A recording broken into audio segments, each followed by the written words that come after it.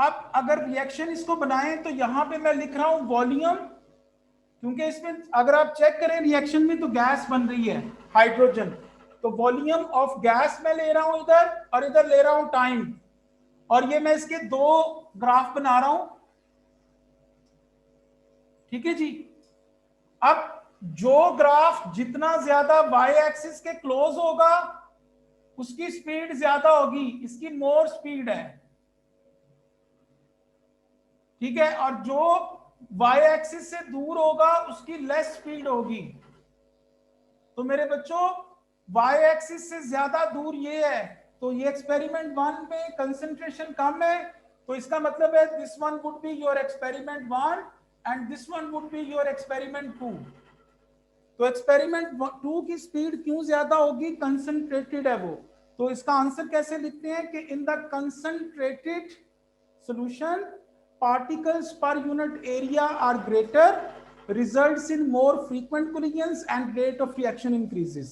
और अगर कंसंट्रेशन कम होगी यानी डाइल्यूट सॉल्यूशन आपका होगा, if the concentration is less, concentration कम है डाइल्यूट सॉल्यूशन है, तो उसमें पार्टिकल्स जो हैं वो पर यूनिट एरिया कम होते हैं, results in less collision and rate of reaction would be slower. ठीक है जी, तो इसको लिख लें कि इन कंसंट्रेटेड सॉल्यूशन, ये वर्ड आप लोगों ने यूज करना है जब वो पूछे कि कंसंट्रेशन जो है उसको इंक्रीज किया है तो उससे स्पीड पे क्या फर्क पड़ेगा, तो ये तुम लोगों ने वर्डिंग यूज करनी है, particles per unit area increases, results in more frequent collisions and rate of reaction would be faster। ठीक है जी। इसके कंपैरिजन में in dilute solution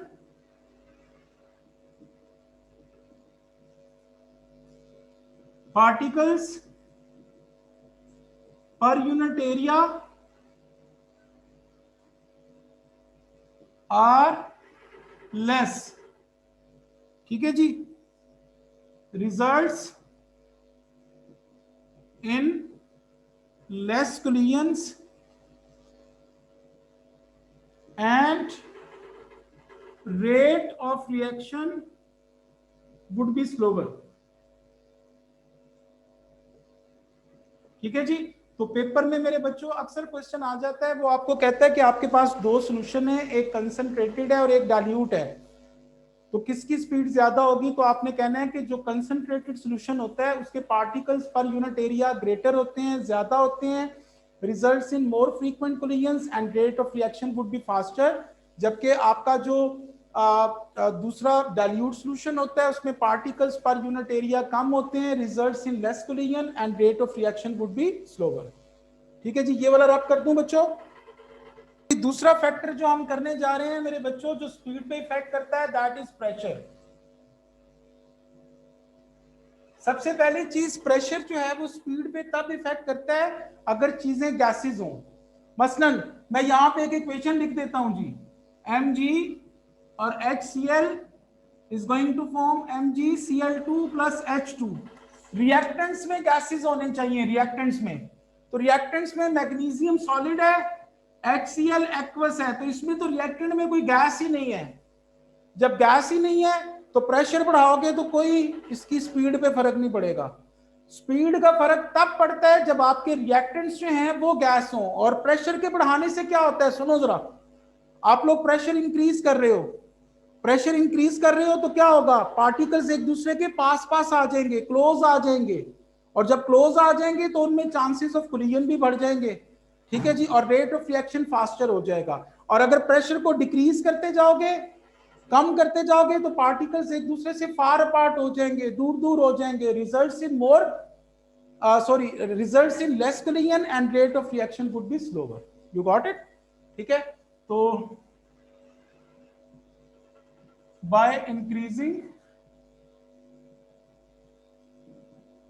the pressure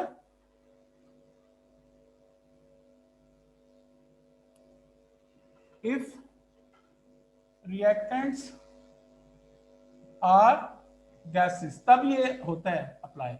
By increasing the pressure, particles become close together,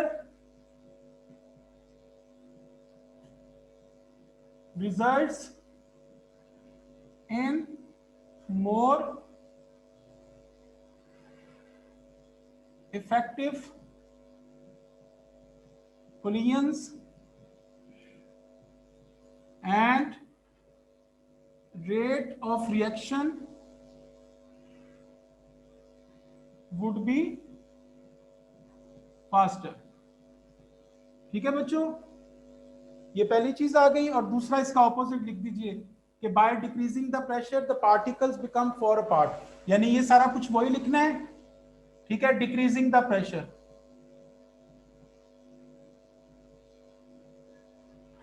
particles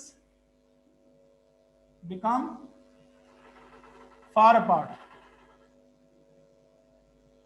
ठीक है जी. और आगे वो लिख दीजिएगा results in less collision and rate of reaction would be slower. ठीक है जी. ये सेकंड चीज आ गई आपकी प्रेशर.